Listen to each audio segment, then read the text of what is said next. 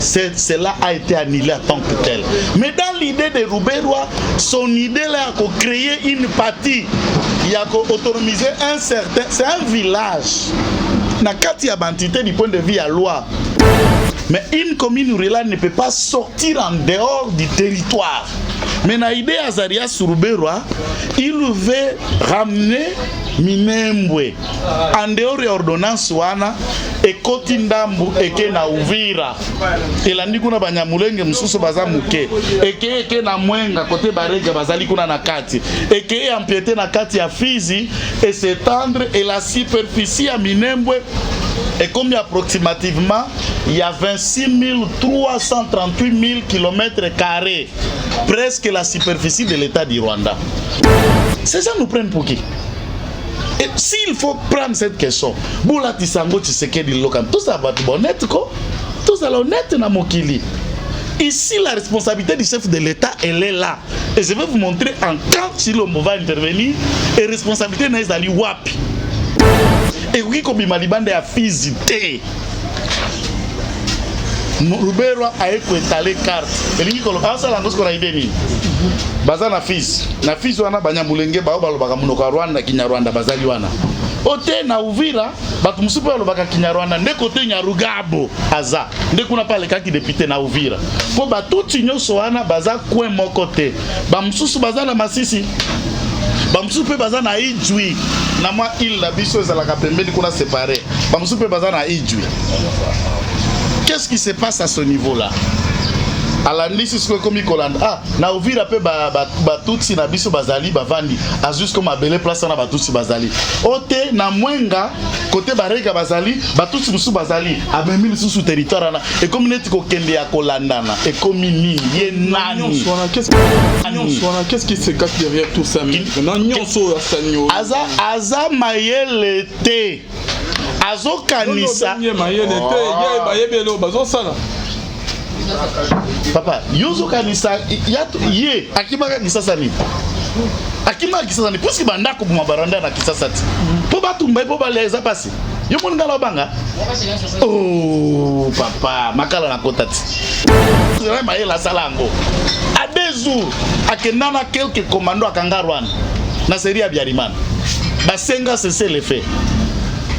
Tabato bakonda roi micho pourquoi balia kate bosaka la bambinga batu batata ba mongo baluba bandibu batoto batali bobo batu bakonda roi michopi baba na kotia à genoux le grand Congo yo mona bango la Rwanda bala batu bambinga lokwa biso baba toloko otindika okende makolo na akobenda ngo na trottinette. Shalom, shalom, bien-aimés dans le Seigneur. Un grand merci na bino nyonso bozola na biso de partout. Bonzambe na bonzambe lola ezo futasima na to yako bakenzama boto kwa Yesu api na manso azo sa biso. Merci na bano basute na émission. Là, je vois les pasteurs Fezamissi à la bouche autorisée de l'Éternel depuis Zurich. Maman Gisèle Lukio le motema papa Emmanuel na Boston. Na excusez Philo Mukwaya Motema Yabivense Domo depuis Londres Pena frère Papi Kongenda depuis Champ des Fonds. Bonzambe na Bonzambe Yesunde Mosuki Sileman ne triomphe jamais. Bien aimé dans le Seigneur, toujours na cadre informé binon n'a rien que la vérité ya lelo to ya minan to ya maître Joël Kitenge oya kobimisa ba moi vérité moi ebele na émission ya lelo bien aimé dans le Seigneur. Na maître Joël Kitenge. Shalom maître. Shalom ndeko nangai, shalom naba nyonso baza kolanda biso oba mesana kokabola makanisne to kabola kelongo bipai na bipai bozali nzamba pambola bino salima mikolo to sololi elongo te puisque la nécessité ezawana mes responsabilités bipai na bipai simana bakonzi yango. Nous n'avons pas été là pour vous répondre, mais je profite aussi d'emblée pour remercier ma base Nangai respective, puisque Bayoka Kimbela Nangai pour un meeting au Salemaki samedi dans le stade de Vélodrome, na patriarche Kitenge Yezu, na président honorable Laurent Batumona, président Kinke Mulumba, tous les autres alliés, honorable Élisée Bokumami, Les salles, il y avait l'ordrome, mais là qui plein à craquer. Ah bon? Plein à craquer, vous avez suivi notre appel. Sincèrement, de tout cœur, Nzambe Apambola Bino, j'ai vu vraiment des gens qui nous écoutent et qui nous aiment, qui sont venus au stade avec nous. Et c'était une réussite. Bolakisi Mokonzamboka que malgré la tempête, Boza Elongo Naye. Bolakisi Mokonzamboka malgré Nungu Bilobela, vous êtes prêts à l'aider pour que a réussi na mandat. Pambate contraintes sociales les ama casse nzala. Maya on a kisasa courant kokoso. Insécurité les armes poche résiduelle de ça et là. Et vous avez montré au stade que Bolinga qui Bolinga Kimbela Nabiso, on les a merci mingi Nabino Nyoso na kutanga bakumba batute puisque nazamu ya batunyos, c'est pourquoi na souki saka ko pesa batunyos son bote, ça c'était chacun son nom. Merci beaucoup maître Joël Kitenge.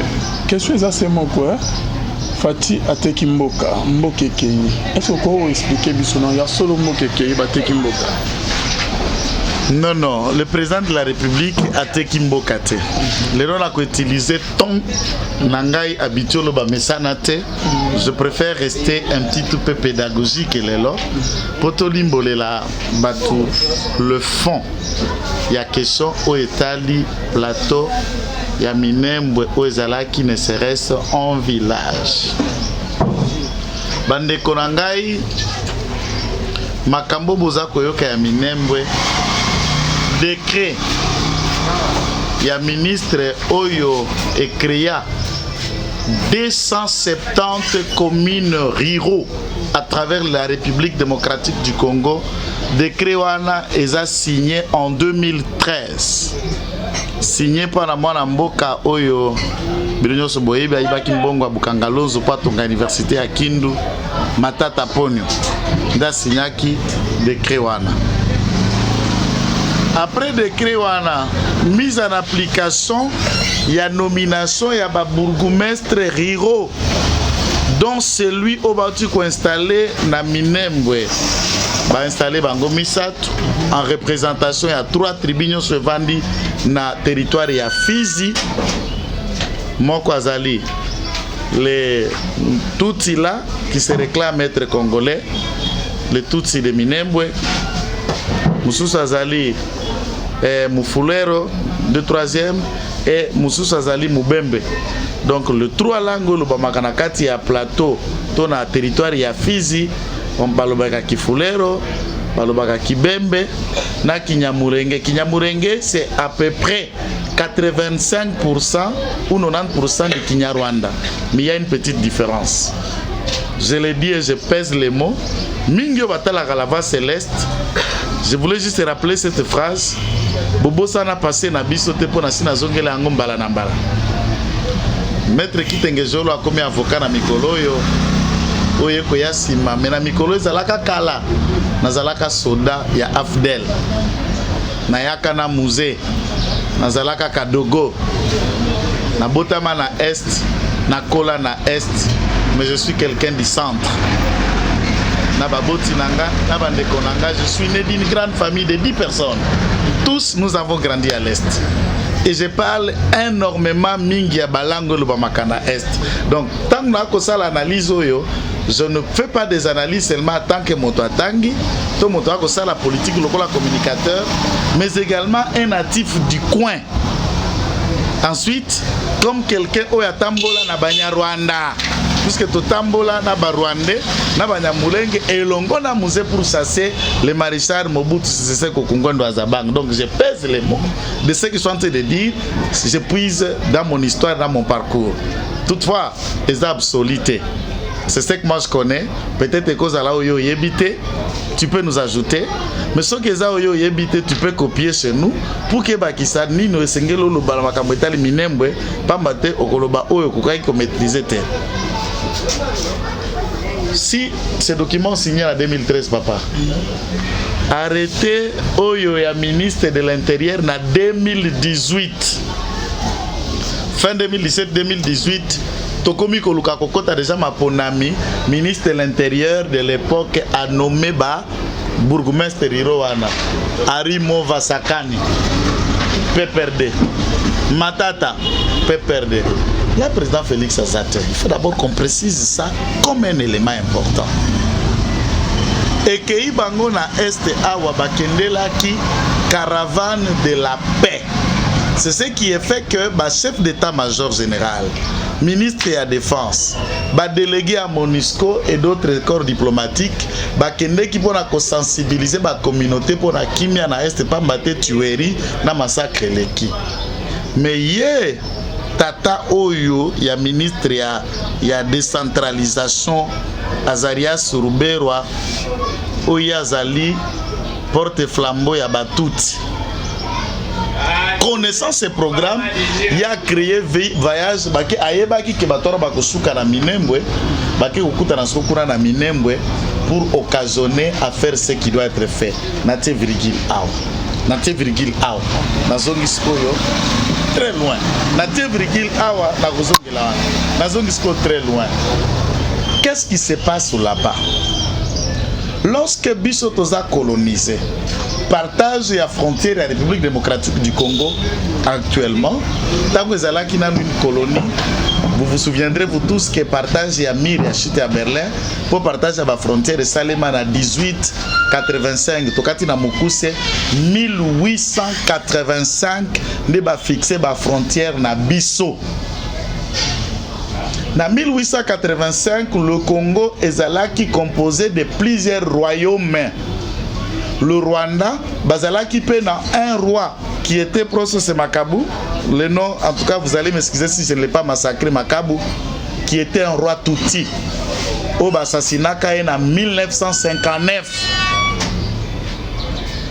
Awabiso Tozalaki na roi Matayamfu.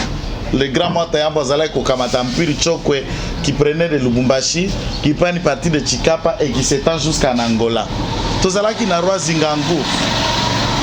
Roi Yaba Congo, Yaba Congo. Le roi Zingangu, c'est le père Yamani Congo qui reviendra par la suite na succession ya trône. Neta wana Kisasa, Boba Ebi Kisasa. Omoni Sokoza na force publique croisement asosa na force. Station moko ezalaka wana, pembeni kuna bar moko ezalaka koto tribunal la grande instance ya Kalamu. Abeko sa bise ba bar wana. Ndako oyo batie ndako ya service ya SNEL. Place za matiti pembeni ya lycée Tobongisa. C'est là où était le royaume Congo et l'administration ya le roi Zingankuv était là na Kasavubu. Ici dans la ville de Kinshasa. Et ce grand royaume, Nangamba Kasai, il y avait Sa Majesté Lukeng, le roi de Bakuba, qui colonisait et qui était. Et ces grands 4 royaumes, s'étendre Tina Kabinda en Angola, le roi Zinganguvu qui prenait l'ici jusqu'à Angola. Et il y avait un roi Tutsi na Rwanda, un roi Hutu na Burundi. Lorsque le roi Hutu a Koufi à l'époque, avant le roi Burundi a Koufa, Barundi, Bakimi Burundi, ils s'installent dans Nord Kivu, dans Sud Kivu, et lorsqu'ils se sont installés dans Sud Kivu, à ce stade, il y a Koko Manine.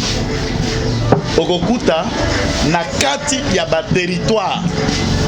Oezali na Sud Kivu est composé de 8 territoires, na 3 communes, Oezali na kati ya ville ya Bukavu. 8 territoires. Et na kati ya 8 wana na ba langue parlée, nous avons une langue qui s'appelle les Barundi. Les Barundi sont les Burundais qui vivent ici et qui se sont intégrés sont les Congolais et ils ont gardé leur identité, les Barundi. Congolais, ils existent. Bazaka Kaona Kisasa, je ne sais pas citer les noms des gens, ils sont députés, ils sont autorités, ils sont là Kinshasa. Eza lokola Babembe, Banemi, Bafulero, Bitakwira. Les Tutsi, eza Banyarugabo, na ye tata ya ministre Azarias Ruberwa. Et j'insiste, Bizi Makara, lorsque Kabila Pera Bengani Barwande na Kinshasa pour dire que Bosungaki Biso, il est temps que vous rentriez. Alobi Barwande ba kende ba Congolais batikala. Mais curieusement de Konangai, voilà sous parenthèse, Azarias Ruberwa, Deogracias Bugera, Bizi Makara, qui se réclamaient être des Congolais, des Tutsi Congolais, se sont retirés Bazungi na Rwanda. Alors Bizi Makara était déjà ministre des Affaires étrangères na biso awa. Alors Kabila bi bande ko boza ba congolais ngala lobi ba rwandais ne ba kende. C'est que bino bokei, vous vous dites ne pas être congolais, mais la question c'est comment ceux qui se disent être congolais bazali ko prêter allégeance na ba étranger. Bizima Kenda, mais lelo ndenge na koloba na mboka Bizima Kara aza conseiller na cabinet à Rubero na ministère de la décentralisation, conseiller politique. Et pendant le régime ya Kabila, Bizima Kara était conseiller politique de M. Kabila à la présidence pendant les 18 ans. Mais je vous rappelle, bien sûr. Les gens ne le savent pas. Bizima Kara est toujours ici. Deogracias Bouguera est toujours ici. Napoto Tenakisasa, conseiller ici au ministère. Lui qui était déjà ministre des Affaires étrangères. Pourquoi il se cache derrière Rubera? Point d'interrogation. Pourquoi Babengana Rwandais Bango qui se dit Congolais Bazonga Kana Rwanda? Point d'interrogation. Tu vois les grands problèmes. Maintenant, tant que Barundi s'intègre, en 1959, au Komona, roi Yabatuti a Koufi Azalaki, alors les représailles Hutu. Na prise ya pouvoir avant le monseigneur nani président Abiyarimana a cause pouvoir kuna na Rwanda et on massacre les Tutsis et les Tutsis fait le première vague ya Kokima de Bakota na couloir en 1959. Je vais vous envoyer une vidéo de 10 minutes en noir blanc. Il y a 1959 tourné par la Croix-Rouge internationale na RTBF à l'époque. Je vous enverrai de 10 minutes, j'ai ça au téléphone ici. Je vous enverrai au monde en dengue ba Tutsi bakota kala 1959 awa na Congo. Je rectifie un autre élément dans le bas qui certains endroits démontrant que le général Charles Bisegimana azalaki na police azali mwana ya papa Barthélemy Bisegimana azalaka directeur de cabinet ya Mobutu à l'époque. C'est faux. Na prêtaki information aux azalaki non vérifiable. Barthélemy Bisegimana n'est pas le père ya général Charles Bisegimana. Ezaka Kombo et Kokani tous sont de la même communauté mais azatata na été. C'est un rectificatif on a sengi.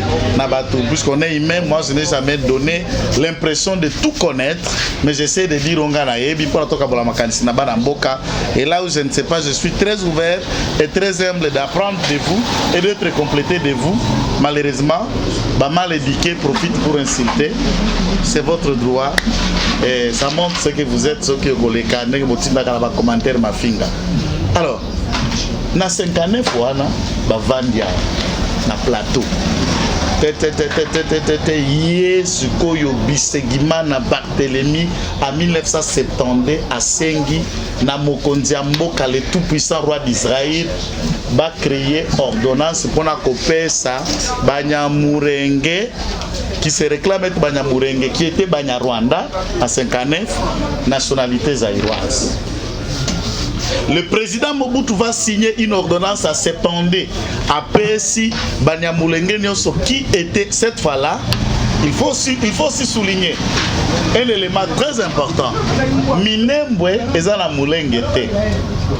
La montagne Murenge, ça se trouve à Uvira.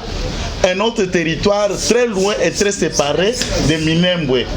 Puisque Minembwe est dans la carte territoire ya Fizi, Fizi est pembeni ya Mwenga, Mwenga pe ezali pembeni ya Musika tena na ba territoire mususu. Mais par contre Uvira na sud, Uvira est na suka na carte ya Uvira ne Mulenge ezali. Quand ils se disent Banyamurenge, ils se réclament être de ce coin d'Uvira alors que là où ils sont en train de créer leur fameux territoire commune urbaine et ali kuna na wapi na mboka ya Minembwe. Donc voilà pourquoi de ce fait des éléments d'analyse baeko accordé une ordonnance signée par le président Mobutu en 1972 accordant la nationalité massive naba Rwando nyoso bazalaki na kati ya plateau ya Lemera na Minembwe na Kakobo, les 3 villages. Et c'est à Lemera, dans le village là de Lemera, que M. Kabila Joseph dit Raïsi, autorité morale et abattoir FCC, est né. C'est dans ces plateaux-là qu'il est né, c'est là où il a grandi. Et c'est ces Banyamurenge là qui les ont protégés. Tant que les maquis de Ewabora, c'est là dans le territoire de Fizi. Nde Ewabora, écoute Amaka, c'est là où il est né, c'est là où il a grandi. Merci beaucoup, Maître Joël. Nabakiselo komoko avana komawana, avana longwa place wana. Siko tangu bouluba bazalaki ba congolais. Basali ordonnance na 1970. Si l'on bazalaki, autour de question moi munene de konangai. Na 70 tangu na mémoire, c'est voulez pour que si l'on bazana 70, c'est le roi d'Isaïe. Là même IDPS est botamité puisque c'est 10 ans après à 82 que l'IDPS va commencer. Mais un événement intervient. En 1981, le comité central du MPR, le commissaire du peuple, le député, va se réunir autour du président fondateur du mouvement populaire de la révolution, Mobutu, pour dire que l'ordonnance n'a eu accordé qui massivement la nationalité na Rwandais, il a retiré Yango. Le comité central va saluer la résolution pour proposer au président Mobutu l'annulation purement et simplement, n'est-ce pas? Il y a ordonnance Wana à 81. Après ce qui n'a pas été fait.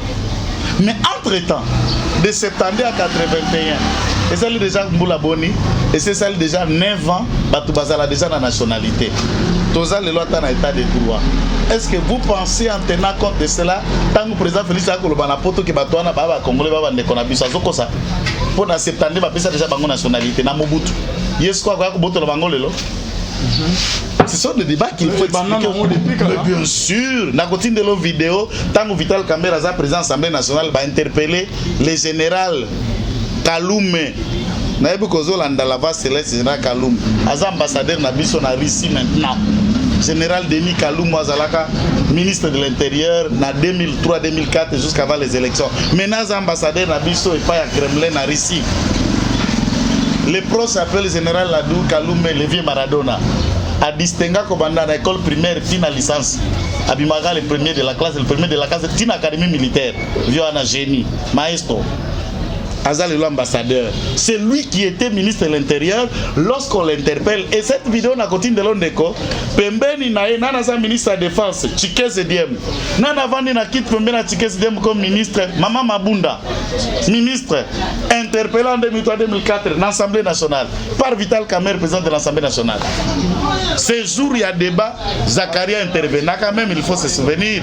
Après, plus tard, il y a eu des débats, dans la vidéo à Zakaria, dans la vidéo à Zina. Mais n'a pas explication à ça, n'a réplique à bateau à ça pour le Kamba Italie Minembe.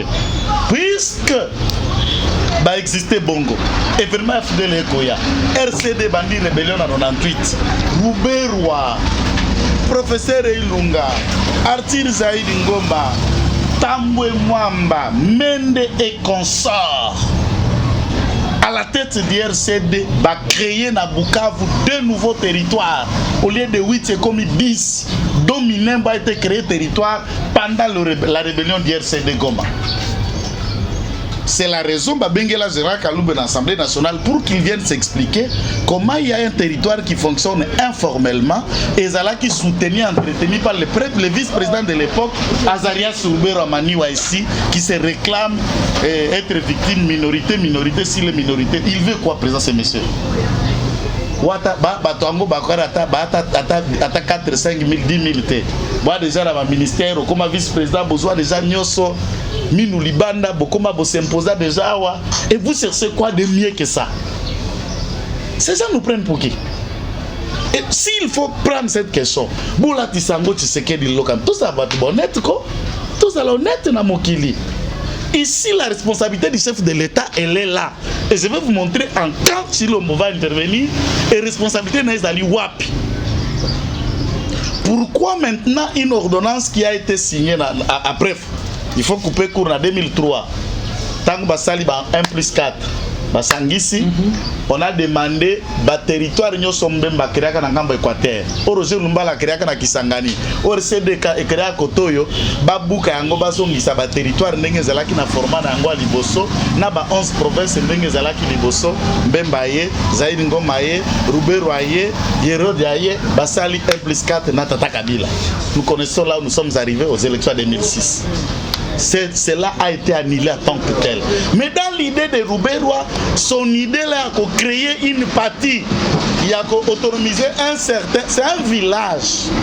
Na kati ya bantité du point de vue à loi, il y a portant entité territoriale et décentralisée et la loi portant statut de fonctionnement libre d'administration à la province où il y a 2002. Ensuite, ça a été révisé aussi plus tard en 2013. Et complété d'ailleurs en 2013, révisé en 2008, complété en 2013. Et le biboyer. Dans la circoncision, il y a été des alliés dans la province. Après province, le gros territoire est dans la ville. Après ville, nous avons les territoires. Après les territoires, nous avons les communes rurales. Commune rurale est une entité, mais elle a 4 territoires. Et ça, le neti na 4 Kalamu bone tozawa. Na 4 Kalamu toza na 8 grands quartiers na 4 Kalamu.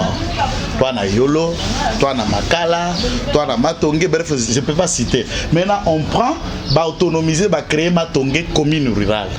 Cela ne veut pas dire que Matonge, la commune à Kalamu, c'est une entité, va payer sa autonomie, mais tout est ça qu'on dépend de na Kalamu. Mais une commune rurale ne peut pas sortir en dehors du territoire. Mais dans l'idée Azaria Suruberwa, il veut ramener Minembwe en dehors de l'ordonnance wana et Kotindambu et Kena Uvira. Et la Nikuna Banyamulenge Msuso Bazamuke et Kena Mwenga côté Barega Bazali Kuna Nakati et qui empiété Nakati à Fizi et s'étendre et la superficie à Minembwe. Et comme approximativement, il y a 26 338 000 km², presque la superficie de l'État du Rwanda. Puisque Mouneni à Rwanda, c'est Mouneni à territoire d'Abisso à Kabar, Yakabamba, Yakabar, na Sirkiv. Ce territoire seul, c'est Mouneni à Rwanda. Mouneni à Rwanda, c'est la logo là, Tchangu. Tchangu Mombala de Mouneni à pays. Zambalola. Est-ce qu'on peut toko popola mboka un jour te? Je voudrais un jour avant la Koufa na mone loko na loin de popola mais jusqu'à l'extrême. Posez moi la salango. À 2 jours, à Kenana quelques commandos à Kangarwan. Na série à Biariman. Basenga c'est le fait. Tabato bakonda roi micho pourquoi bali akate bosaka la bambinga batu batata ba mongo baluba ba nibu batoto batale boba batu bakonda roi michopi. On a côté à genoux le Grand Congo. Yo mona bango la Rwanda bala batu bambinga lokwa biso. Baba toloko otindika okende makolo na ko benda ngo na trottinette. Ah, Zambalola. Par rapport à la décision nous sous les amis papa. Et pourquoi cela est salami pendant absence il y a président Félix Tshisekedi? C'est ça le problème qui est là. C'est ça le problème qui est là. Non, le président n'était pas au courant. Papa, il n'était pas informé. Et loko oyo, mokonjamboka yaki ko appliquer na banakuna na ironiser. Soki bazo futa yo na salaire, yo ka sala ki débat bato ya ba salaire, il faut bakata yo 15%. Kaka on va funda ka muke wana bakata su 15%. Nana signor dona swana Kabila. Ba appliquer yango te, mais ils viennent faire pour que ba appliquer yango du temps où Kabila n'est plus au pouvoir pendant Félix, on lui met à besoin de mesures qui sont antisociales ou ba kobenga na poto ba mesures d'austérité. Il y a politique draconnière, il y a FMI pour permettre à réinsérer l'état économique. Mikande Bele Kabila signa en désordre vandi basi ba bomba kango lokola bombe pour basi mbise touché yemoko Kabila abotama na lemera na plateau ya Minembwe était incapable à appliquer ordonnance wana. Mais incapacité veut dire quoi? Une ordonnance, un décret arrêté vous a déjà signé phrase ya sous Calvin comme magandenge nini. Les présents décrets entrent en vigueur à la date de sa signature. Ceux qui vont signer côté en vigueur, c'est comme des actes. Dans l'état de droit, c'est-à-dire Toto Sanini, Mibeko. Or, le décret, arrêter les actes réglementaires. Vous n'allez pas dire à quelqu'un de ne pas se fier à ça. Vous ne voulez pas appliquer ça. Il n'y a que des théories. Rappelez cette décision ou l'annuler par des voies judiciaires. Alors, ça n'a pas été fait. Yazalaki, Mais il faut se dire, hein, qu'on crée commune rurale, ouana de Calvin, va créer Kakaminembrete. Cette ordonnance a créé 270 communes rurales à travers la République démocratique du Congo. Question n'a pas de oui, ordonnance on a goué l'ango, n'a pas écrit. Naza na loi, naza na ordonnance il y a 2013, il y a 2018 ans ba bourgmestre wana et on a créé 270 territoires ruraux. Mais pourquoi y est Azarias Abimi à Pompa Kenya Kotandamino Andenga Koseka allait n'installer qu'un seul territoire rural? On est là pour installer ça, c'est 270 au Tiki de 269 territoires non installés. Tout le monde a dit que qui plan na un peu de territoire ne sont pas installés en Gobongo. A changé configuration il y a décret wana moulaye sengel tikalaka na kati ya Fizi, un territoire rural ne peut pas sortir en dehors du territoire où ils allaient créer.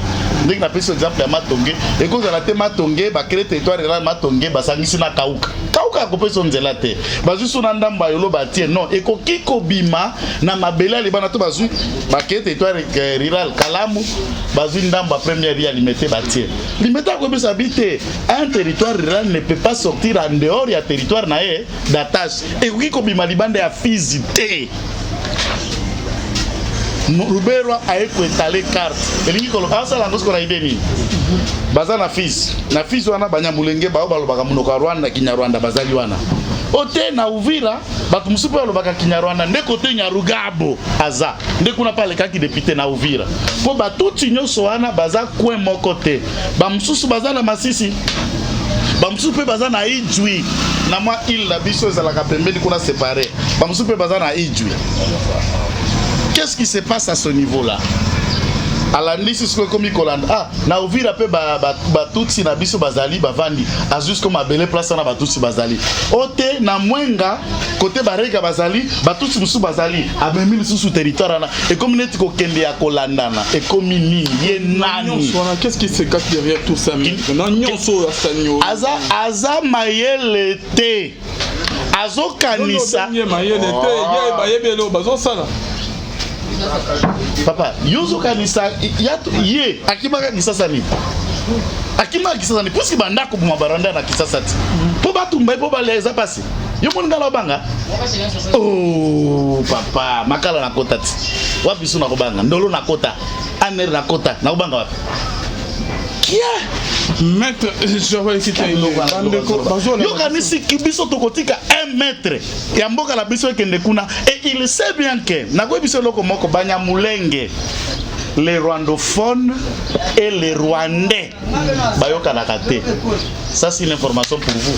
Na tambola na vani na bango et batno so za na plateau ya minyembre na makuru na munga meza munga mara. Vous voyez que je marche avec vous, je connais.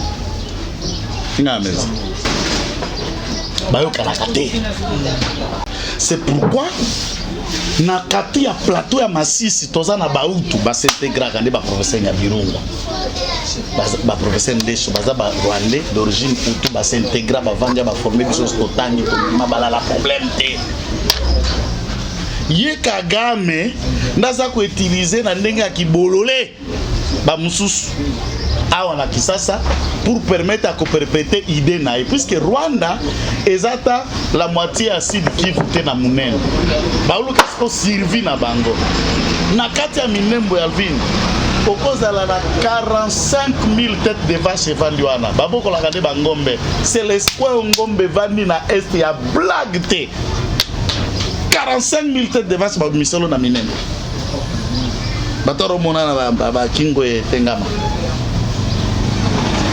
Donc, to sengi na mokonzi ya mboka bapesa ba rwandophone wana mabele basengeli bazala puisque ba déjà na nationalité, c'est pas un débat na tout expliquer. Mais création ba tekité, ça veut dire expliquer au Congo. Je dis là on a pris par exemple une commune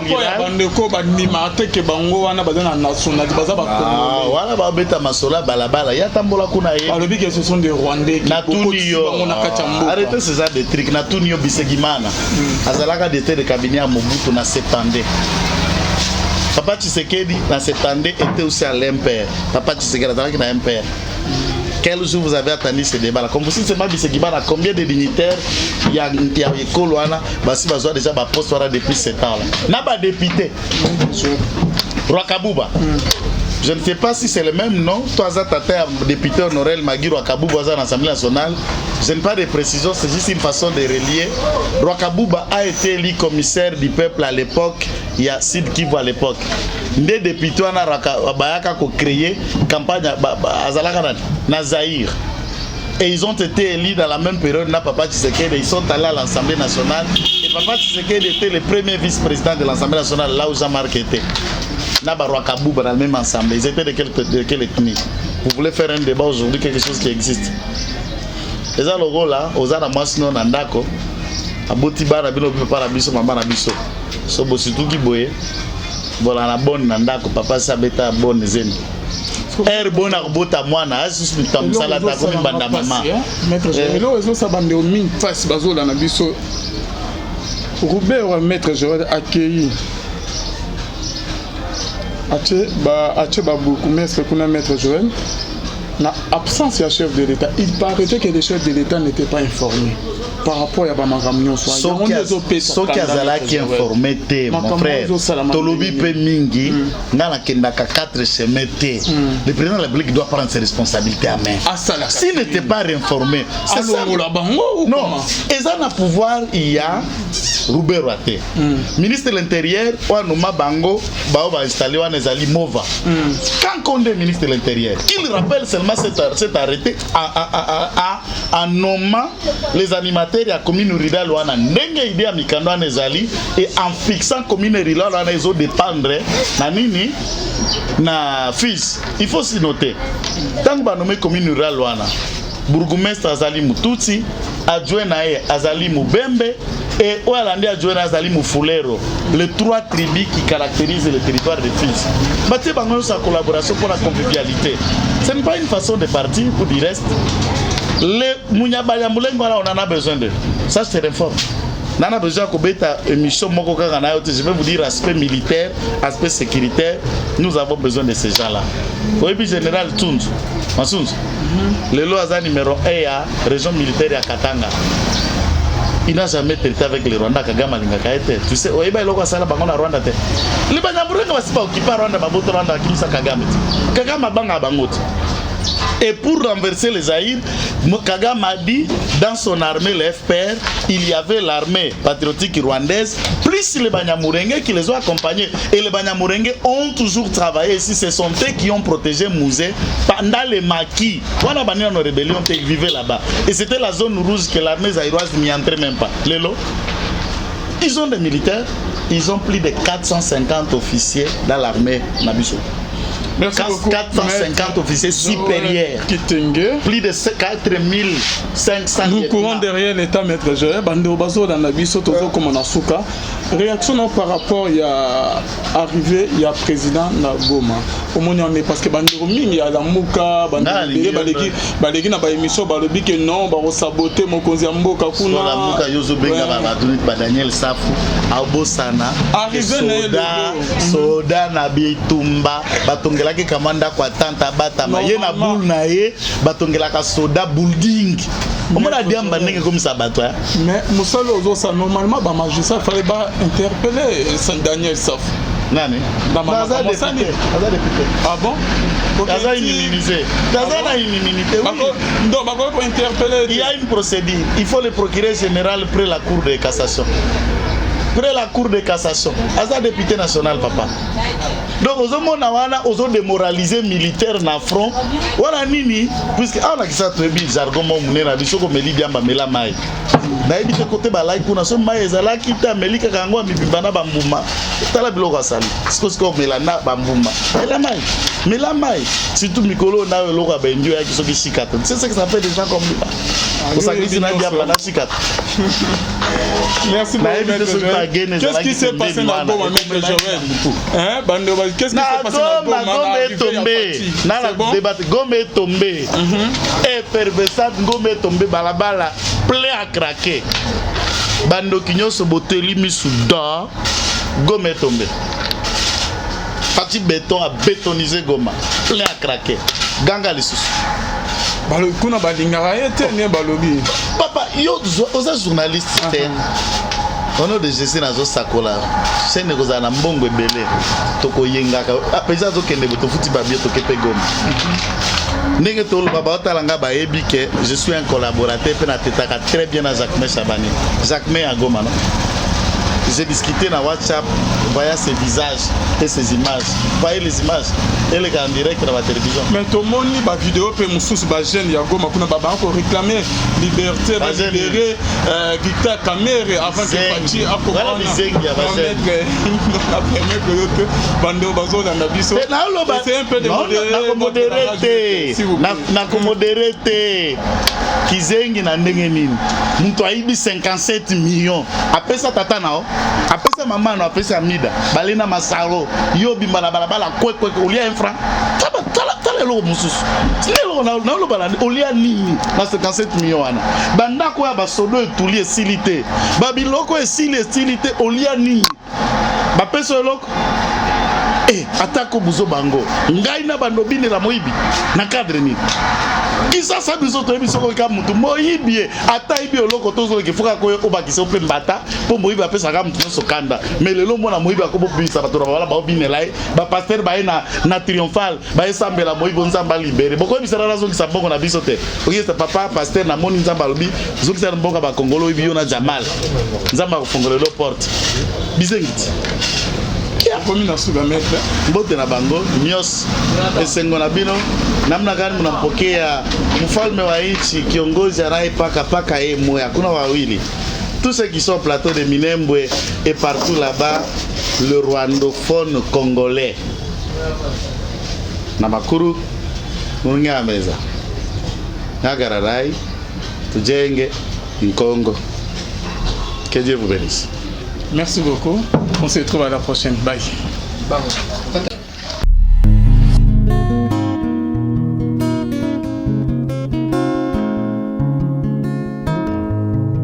Le temps passe, elle ne s'arrête jamais. Alors réveille-toi mon ami. Et tout ce qui nous quitte chaque jour, laisse que cela nous serve de leçon. Car à chacun son jour, à chacun son tour. Peut-être demain sera ton tour. Alors réveille-toi et prépare ton âme. Car un jour,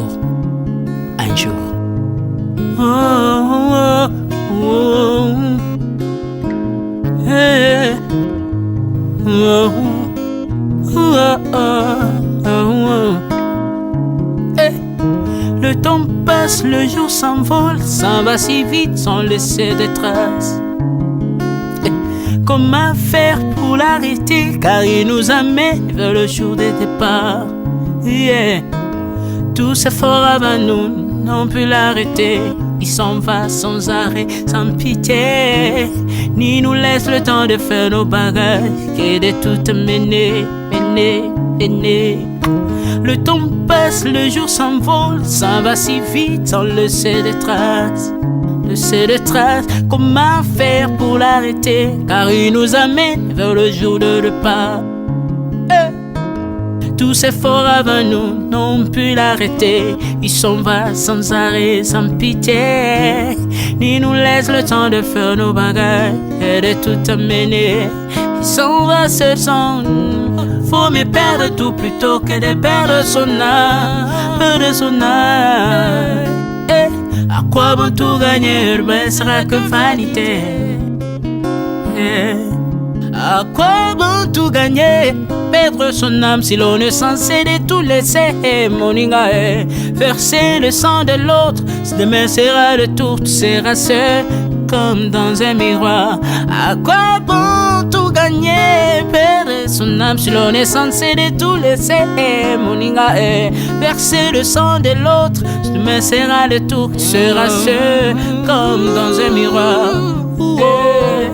Où tu rendras compte devant le Seigneur toute ta vie sur terre. Après avoir tout gagné, l'on s'en va seul sans rien amener. Faut me perdre tout plutôt que de perdre son âme. À quoi bon tout gagner, demain sera que vanité. Vanité. Faut me perdre tout plutôt que de perdre son âme. Perdre son âme, perdre son âme. À quoi bon tout gagner, demain sera que vanité.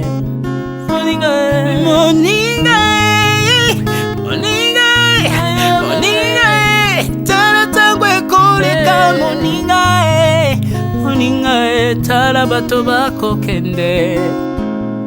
Okosala lolendo na mokili okanisi mokili yango yayo, tala bato bakoleka. Tango ekomema ngai, tango ekomema, tango ekotika moto te. Bakulutu bayakala basi bakende Moninga, tala tango ekomema. Papi Charles Mombaya si akenda kala. Otango otango eza komema. Ya Mari si akenda Misa Mungolo tala tango ebebi Papa de Baba si akenda kala. Tango tango eza koleka. Ale moloto si akenda kala. Otango otango eza koleka. Ata Mobutu sese kokukungwendo wazabanga asi akenda kala. Tango eza koleka. Mzee Laurent Désiré Kabila akenda kala. Tango eza koleka. Tango ekotika moto te. Tango ebangaka mokolo te. Liwa bangaka mokolo te. Abangaka peleki te. Abangaka motambongo tayo kaka pe mobola mawate. Liwa tango yaka amemaka moto nyoso moto nyoso tango ekoleka engela bomoi na yo epana yawe. Tango ekomema engela bomoi na yo mokolo na yo ekoya okokende ndenge nini. Le temps passe, ne s'arrête jamais. Le temps passe. Moninga, Moninga, Moninga, tala tango ekomema. Moninga, Moninga, tala tango ekoleka. Moninga, Moninga, Moninga, tala tango ekomema. Moninga, Moninga, tala tango ekomema. Tango ekotika moto te. Engela bomoi na yo. Tala bato bakokende osala ndenge nini okotikala ebende te. Okotikala ebende. Le temps passe, ne s'arrête jamais. Le temps passe, ne pardonne jamais. Le temps passe, ne s'arrête jamais. Engela bomoi Moninga,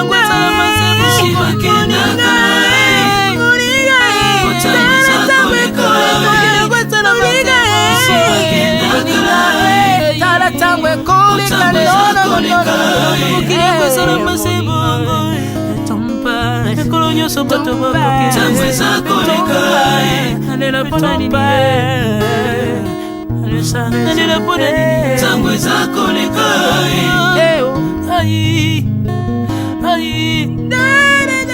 Tango eza koleka.